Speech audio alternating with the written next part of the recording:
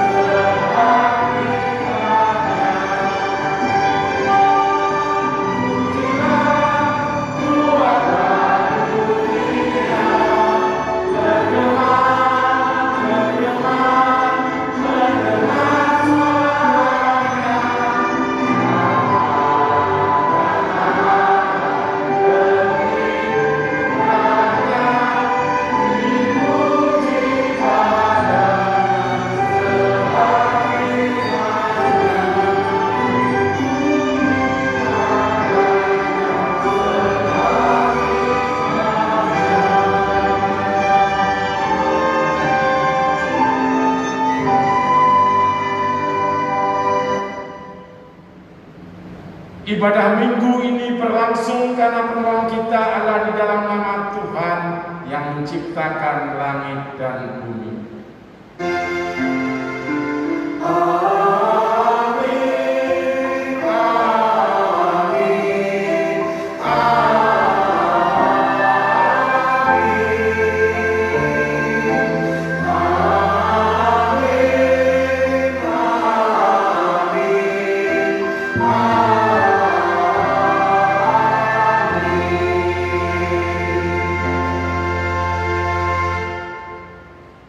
Karunia dan damai sejahtera dari Allah Bapa kita dan dari Tuhan Yesus Kristus menyertai saudara.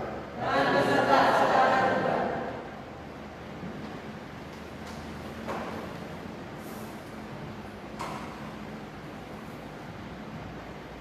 Jemaat yang dikasihi Tuhan, tema ibadah minggu ini adalah pandai mendengar dan berkata-kata benar, yang akan mengajak kepada kita semua untuk memahami bahwa mendengarkan adalah hal yang penting untuk dipelajari dalam kehidupan orang percaya sebagai dasar untuk menyuarakan kabar baik dan berkomitmen untuk menyuarakan kabar baik di dalam kehidupan.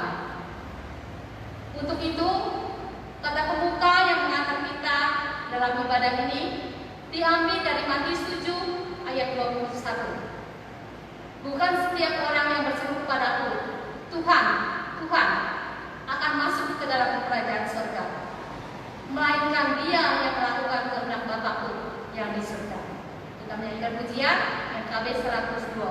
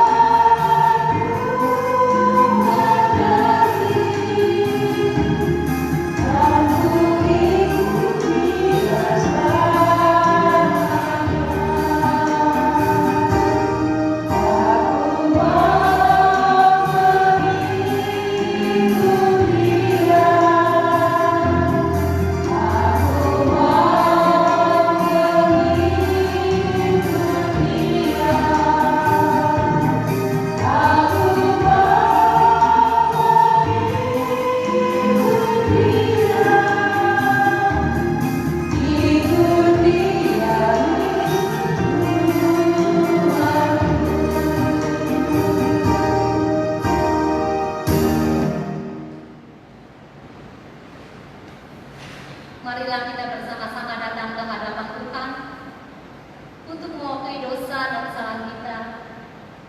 Kita berdoa dalam hati kita, mengakui segala dosa dan kesalahan kita di hadapan-Nya. Mari kita berdoa.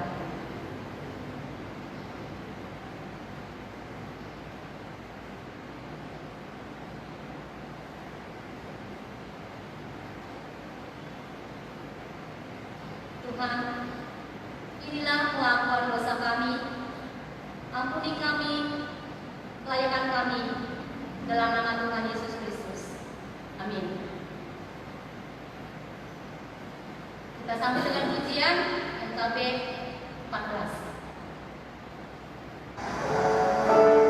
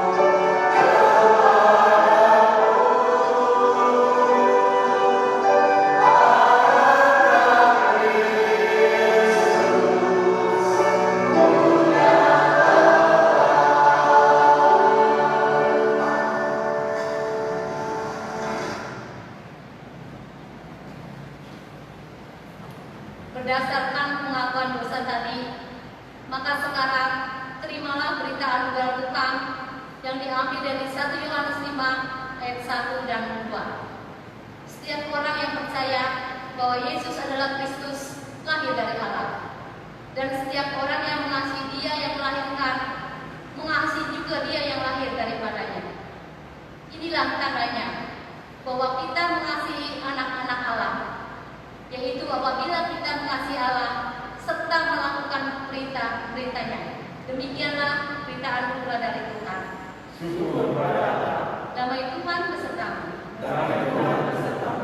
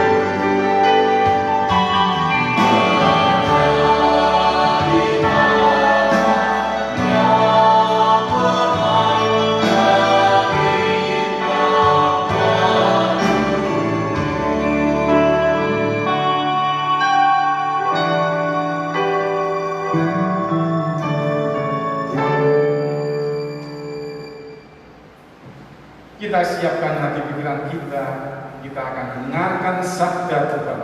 Namun sebelumnya kita mari bersama-sama datang pada Tuhan di dalam doa. Kita berdoa. Dalam anugerah-Mu ya Tuhan, pagi ini kami datang kepadamu, bertemu, ingin mendengarkan sabda. Kiranya Roh-Mu yang kudus menolong kami untuk mengerti, memahami akan sabda kebenaran. Pakai bibir hamba-Mu yang penuh kekurangan ini untuk menyampaikan sabda-Mu. Tutup bungkus dengan kuasa. Bersabda Tuhan, Kami yang ada di sini siap untuk mendengarkannya. Dalam nama Tuhan Yesus Kristus kami telah berdoa dan mengucap syukur. Amin.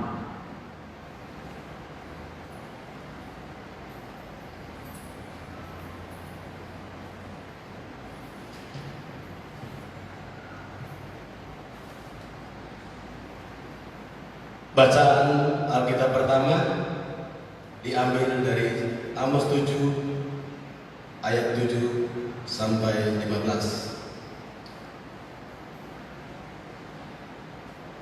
Inilah yang diperlihatkannya kepadaku.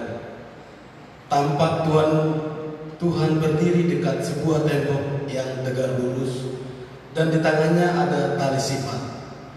Lalu berfirmanlah Tuhan kepadaku, apakah yang kau lihat, Amos?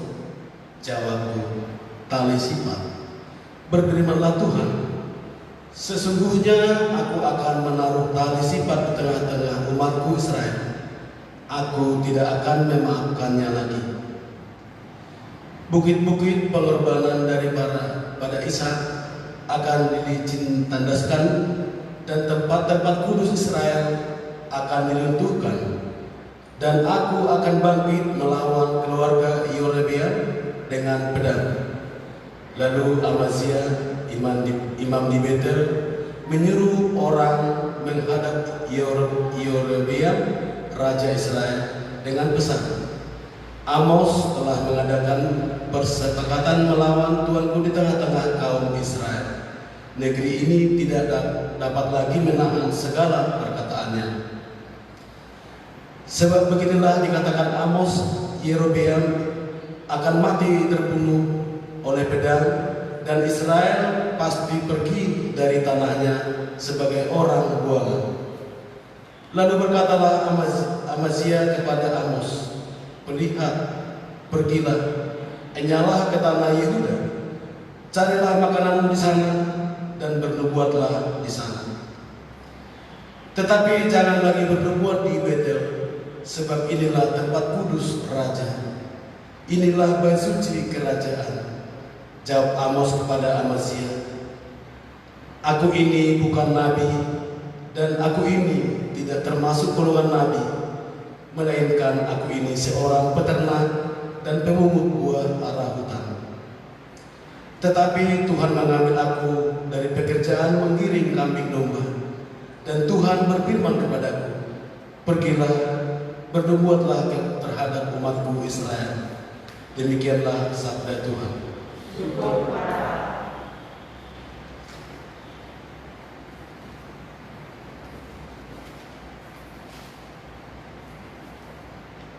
kita menanggapi pembacaan tadi dengan menyanyikan Mazmur 85 ayat 9 dan 14 secara beralasan. Thank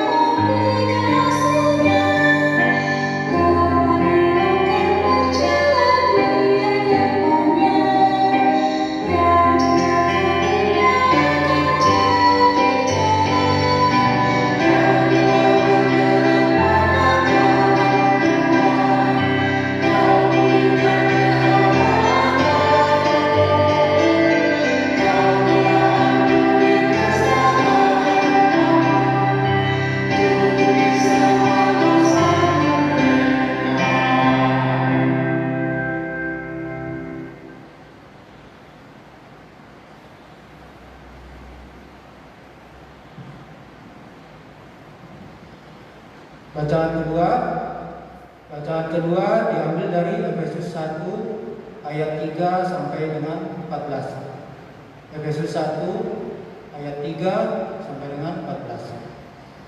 Terpujilah Allah dan Bapa Tuhan kita Yesus Kristus, yang dalam Kristus telah mengaruniakan kepada kita segala berkat rohani di dalam surga.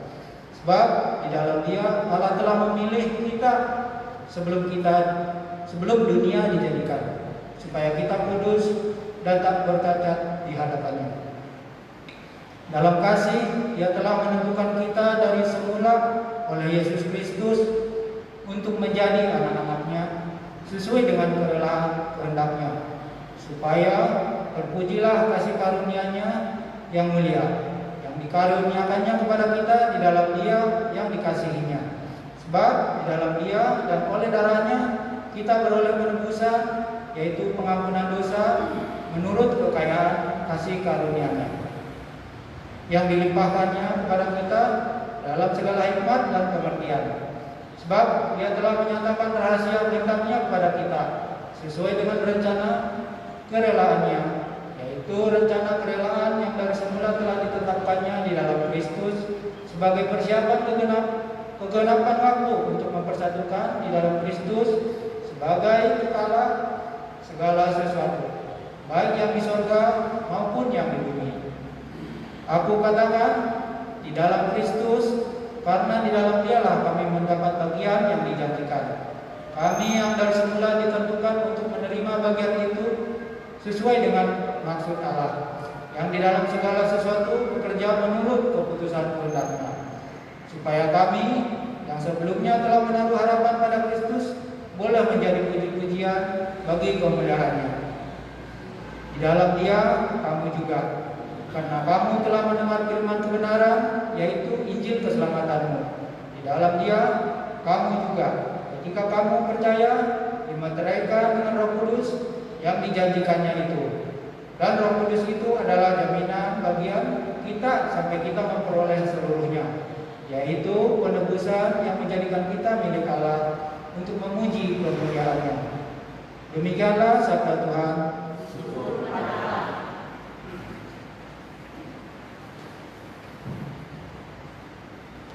Bacaan Injil Yesus Kristus diambil dari Injil menurut Markus 6 ayat 14 hingga yang ke-29.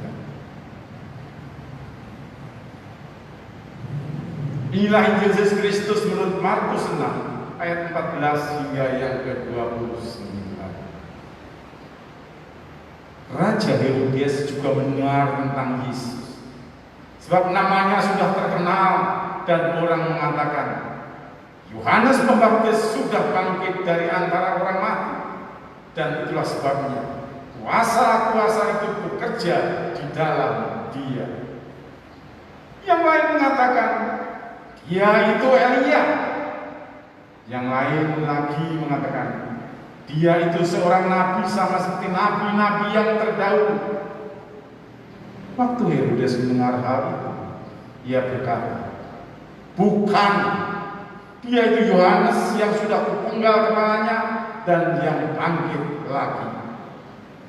Sebab memang Herodeslah yang menyuruh orang menangkap Yohanes dan membelenggunya di penjara, berhubung dengan peristiwa Herodias istri Filipus saudaranya, karena Herodes telah mengambilnya sebagai istri. Karena Yohanes pernah menegur Herodes, tidak halal engkau mengambil istri saudaramu. Karena itu Herodias menaruh dendam pada Yohanes dan bermaksud untuk membunuh dia dengan tidak dapat. Sebab Herodes segan akan Yohanes karena ia tahu bahwa Yohanes adalah orang yang benar dan suci. Jadi ia membunuhnya. Tetapi apabila ia mendengarkan Yohanes, hatinya selalu terombang-ambing. Namun ia merasa senang juga mendengarkan dia. Akhirnya tiba juga kesempatan yang baik bagi Herodias. Ketika Herodes pada hari ulang tahunnya mengadakan perjamuan untuk pembesar-pembesarnya, perwira-perwiranya, dan orang-orang terkemuka di Galilea. Pada waktu itu, anak perempuan Herodias tampil lalu nari, dan ia menyukakan hati Herodes dan tamu-tamunya. Raja berkata kepada gadis itu, "Minta daripadaku apa saja yang kau inginkan, maka akan kuberikan kepadamu." Lalu bersumpahlah kepadanya, "Apa saja yang kau minta akan kuberikan kepadamu, sekalipun setengah dari kerajaan." Anak itu pergi dan menanyakan ibunya, "Apa yang harus kuminta?" Jawabnya, "Kepala Yohanes Pembaptis." Maka cepat-cepat ia pergi kepada raja dan meminta, "Aku mau supaya sekarang juga engkau berikan kepadaku kepala Yohanes Pembaptis di sebuah talang." Lalu sangat sedihlah hati raja. Tetapi karena sumpahnya dan karena tamu-tamunya, ia tidak mau menolaknya. Raja segera menyuruh seorang pengawal dengan perintah supaya mengambil kepala Yohanes. Orang itu pergi dan memenggal kepala Yohanes Pembaptis di penjara. Ia membawa kepala itu di sebuah talang dan memberikannya kepada gadis itu, dan gadis itu memberikan pula kepada ibunya. Ketika murid-murid Yohanes mendengar hal itu, mereka datang dan mengambil mayatnya, lalu membaringkan dalam kuburan. Demikianlah Injil Yesus Kristus. Yang berbahagia adalah mereka yang mendengarkan sabda Tuhan dan yang memeliharanya. Haleluya. Haleluya. Haleluya. Haleluya.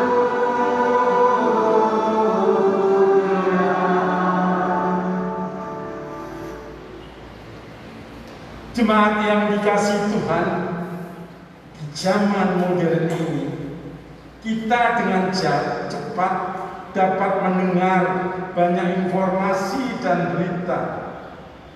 Entah berapa juta informasi yang masuk ke telinga kita.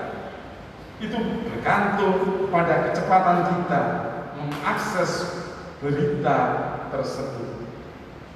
Ada orang yang dengan sigap dan cepat dapat mengakses informasi, tetapi tak jarang juga ada orang yang lamban, bahkan sangat lamban dalam mengakses suatu informasi. Namun entah si cepat atau si lambat, itu tidaklah terlalu penting. Sebab yang penting adalah bagaimana seorang itu pandai menerima dan mengolah informasi secara benar.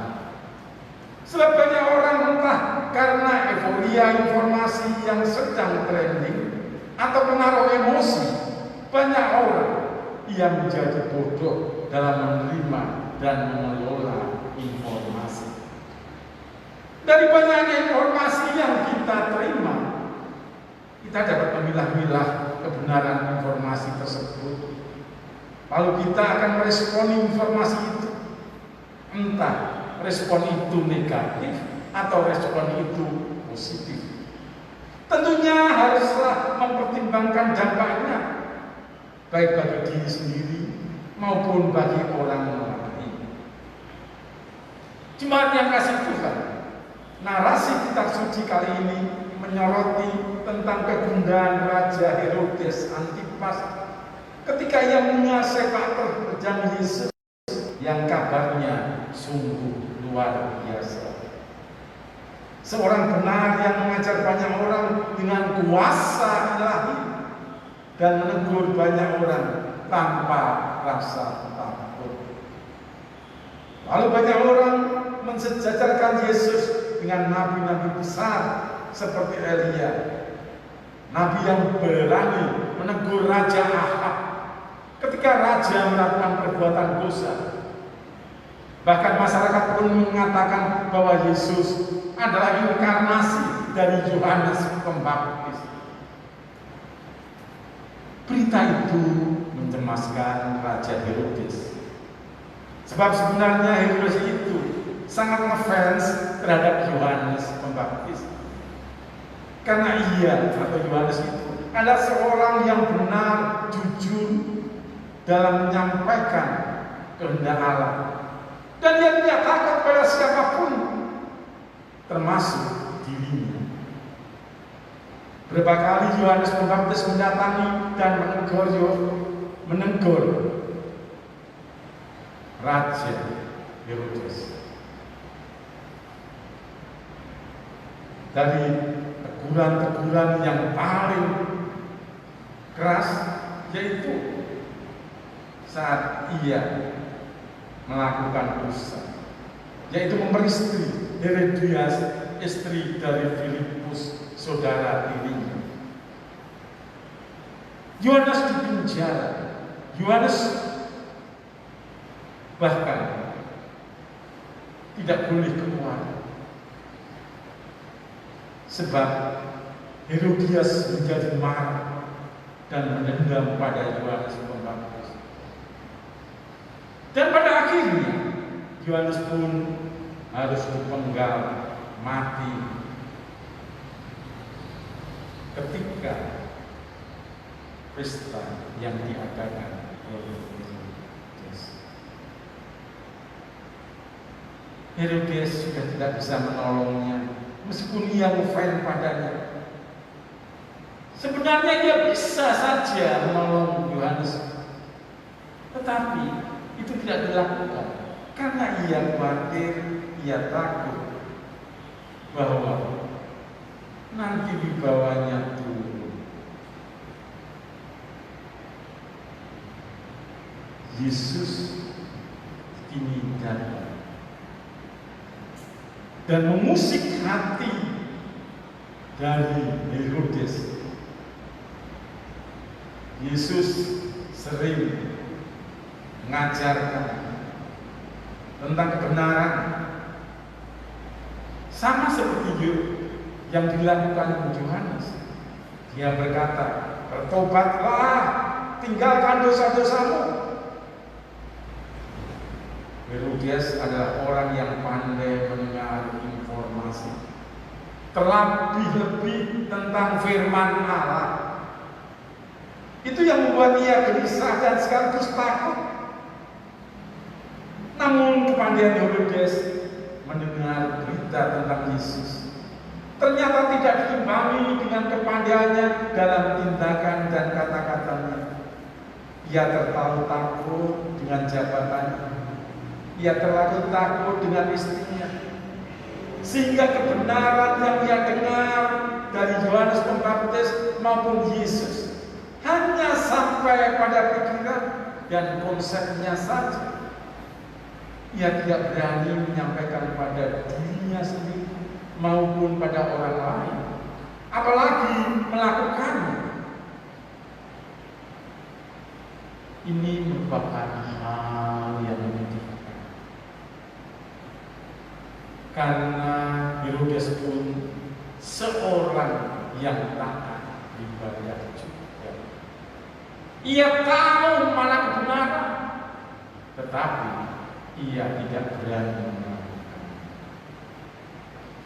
Saudaraku yang kasih di dalam Yesus Kristus, mendengar adalah indera kita yang paling aktif sejak dari kandungan sampai kita mati. Hingga kini sudah jutaan informasi masuk ke telinga kita. Ada informasi yang benar maupun informasi yang tidak benar. Semua itu kita terima. Ada informasi yang menyenangkan, ada informasi yang tidak menyenangkan. Tentunya kita harus pandai untuk memanagenya. Namun kebanyakan orang paling suka dengan berita-berita atau kabar yang menyenangkan hati kita. Meskipun berita-berita itu hanyalah hoaks saja. Di dalam bidang spiritual, saya ambil contoh. Di saat ini banyak sekali ketika kita harus beribadah di rumah saja, kita mempunyai keleluasaan bebas memilih khotbah apa dari gereja mana, tidak akan disensor, semua dibolehkan. Kita bisa mengakses dari banyak gereja, dari berbagai denominasi, dari banyak pendeta, bahkan katanya pendeta-pendeta yang terkenal. Kita tinggal pilih mana yang kita sukai. Dan kalau kita bosan atau tersinggung, kita bisa pindah ke channel yang kita sukai. Channel manapun juga, yang penting menyenangkan hati kita. Dan dengan cepat kita pindahkan ke channel yang kita sukai. Lalu apakah yang ingin kita dengarkan? Apakah kita hanya ingin mendengarkan sesuatu yang menyenangkan hati kita? Atau kita hanya ingin memenuhi tuntutan keagamaan kita? Tentu saja tidak, bukan. Kita harus pandai mendengar sapaan sabda Tuhan. Entah sapaan itu berupa teguran yang akan merubah kita, atau sabda itu merupakan penghiburan yang menguatkan kita, ataupun sabda itu yang memerintahkan kita untuk melayani. Namun yang jelas, kita harus pandai mendengar dan pandai melakukan kebenaran. Saudara yang kasih dalam Tuhan, ketika saudara mendengar hal ini, mungkin saudara berpikir, wah, ini mau membatasi saya mendengarkan firman Tuhan. Tidak, saudara. Saudara bebas. Yang penting bahwa kita ada relasi, ada hubungan antara kita dan kita, antara kita dan jemaat yang lain. Dari khotbah ini atau khotbah-khotbah lain dalam streaming, kita ditegur dosa-dosa kita, ditegur pelanggaran-pelanggaran kita, kita dikuatkan, kita dimampukan ketika menghadapi masalah-masalah yang ada. Kita diajak untuk turut berperan serta dalam karya-karya, mendengarkan khotbah bukan hanya sekedar mengenakkan telinga kita. Mendengarkan khotbah bukan mendengarkan stand komedi, bukan mendengarkan lawak, bukan hanya sekedar mendengar hal-hal yang ini. Berita firman Tuhan yang datang harus kita terima dengan baik. Di tengah kesulitan hidup ketika pandemi COVID-19 ini belum selesai, kita diajak untuk mendengar apa yang dikehendaki Tuhan atas hidupku di tengah kehidupan yang sukar dan sulit ini. Bisakah karya Tuhan itu datang melalui saya? Kita diajak untuk bisa pandai mendengar seruan sabda Tuhan, dan kita harus berani menyampaikannya dengan benar agar kehidupan kita dan jemaat ini dikuatkan. Sebab saat ini kita banyak melihat banyak umat yang tidak mempunyai pegangan. Gimana ketika orang-orang yang sakit susah untuk membayar rumah sakit, boro-boro sakit, untuk makan sehari-hari kadang-kadang bingung apa yang kita makan, tidak ada. Dan apa yang bisa kita lakukan ketika semuanya itu tidak ada? Sudah Tuhan pernah mengatakan, lihat, burung yang ada di udara, ia tidak pernah menabur, tetapi diberi makan. Bunga bakung yang di padang, yang tidak pernah meminta, ia diberi pakaian daripada sana. Ini bukan sekedar suatu hiburan, sebab dalam realitasnya ketika kita butuh makan, dari mana? Percayalah, bersandarlah pada kita. Tuhan akan memberikan tepat apa yang kita butuhkan.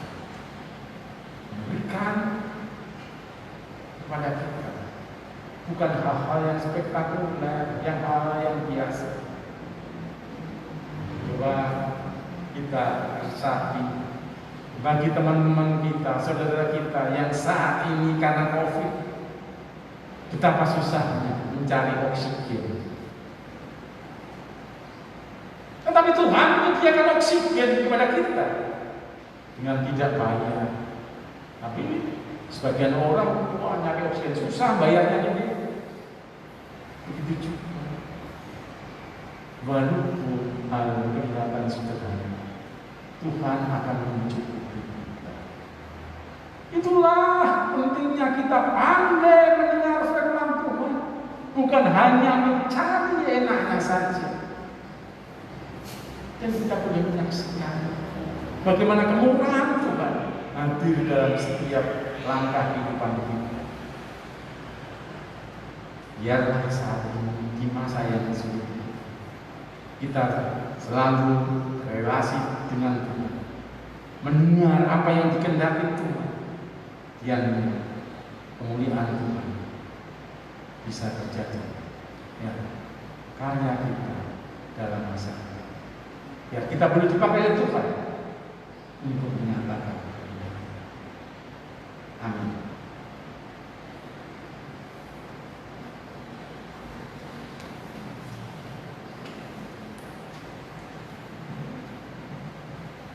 Marilah kita bersama umat Allah di masa lalu, masa kini, dan masa depan mengulang pengakuan pada baptisan kita menurut pengakuan iman rasuli.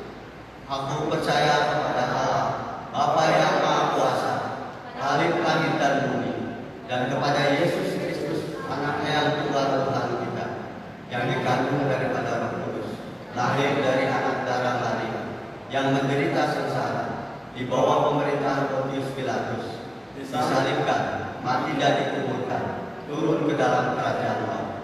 Pada hari yang ketiga, bangkit pula dari antara mati, naik ke surga, duduk di sebelah kanan Allah, Bapa yang Maha Kuasa. Dan dari sana ia akan datang untuk menghakimi orang yang hidup dan yang mati. Aku percaya kepada Roh Kudus, gereja yang Kristus, persekutuan Orang Kudus, pengampunan dosa, kebangkitan orang mati, dan hidup yang kekal. Amin.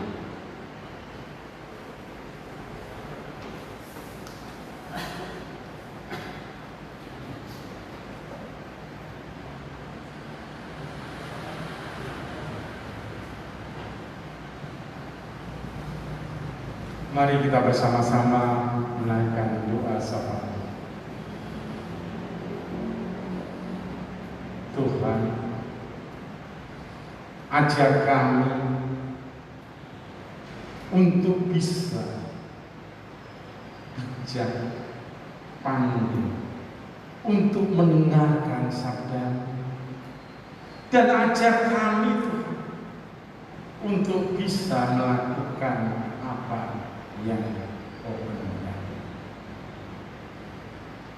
Tuhan, saat ini kami hendak berdoa bagi saudara-saudara kami, Tuhan, yang saat ini dalam keadaan sakit.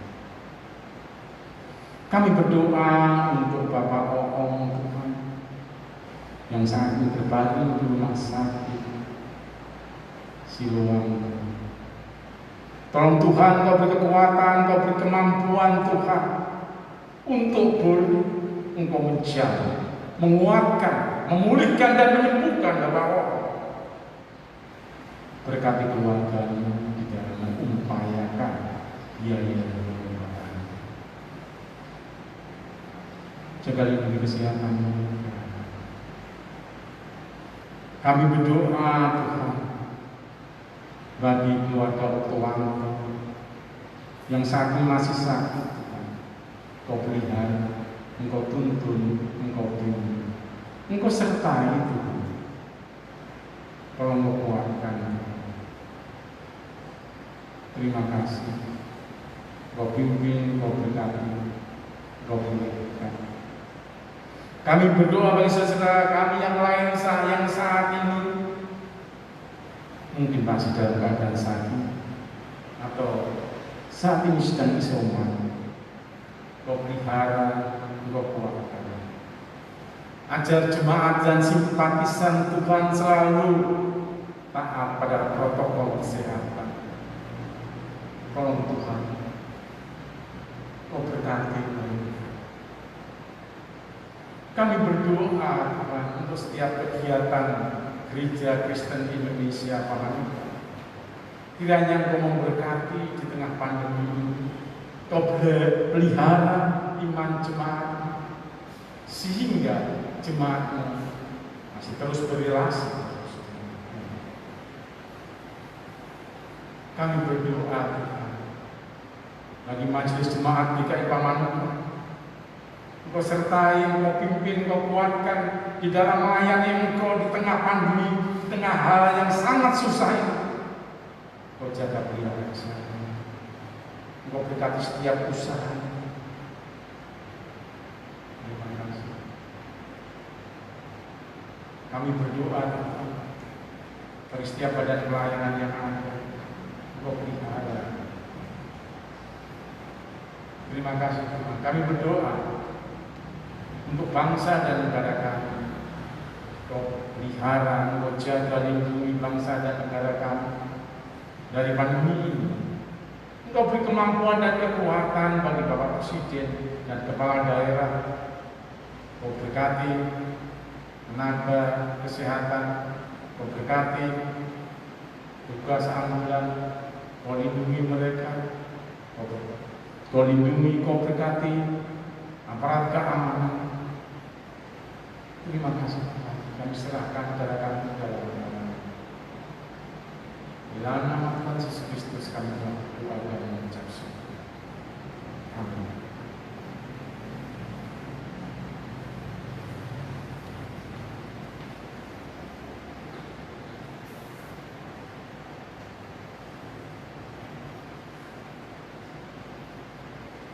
Marilah kita menyatakan syukur kita kepada Tuhan dengan mendasari persembahan kita dengan memperhatikan Mazmur 50 ayat yang ke-14. Persembahkanlah syukur sebagai korban kepada Allah dan bayarlah nazarmu kepada Yang Maha Tinggi. Bagi yang ada di rumah, persembahan dapat dimasukkan dalam amplop dan dapat dibawa ke gereja dan dimasukkan ke kotak persembahan. Kita iringi persembahan kita dengan nyanyian dari LKB 133. Syukur padamu ya Allah.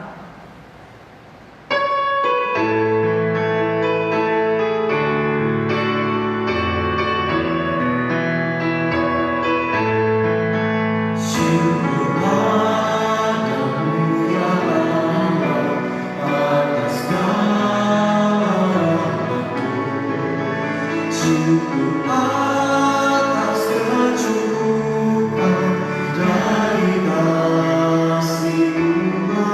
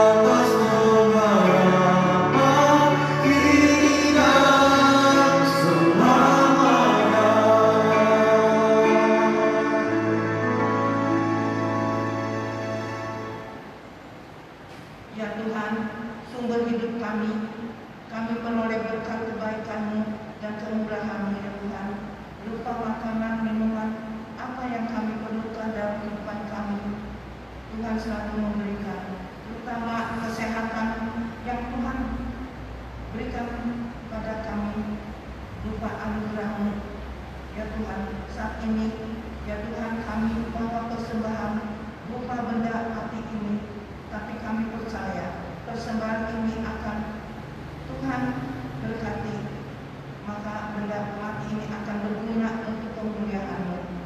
Terima kasih ya Tuhan, ucapan syukur kami ini kami persembahkan, juga diri kami serahkan padamu. Dalam nama Tuhan kami Yesus Kristus kami berdoa. Amin.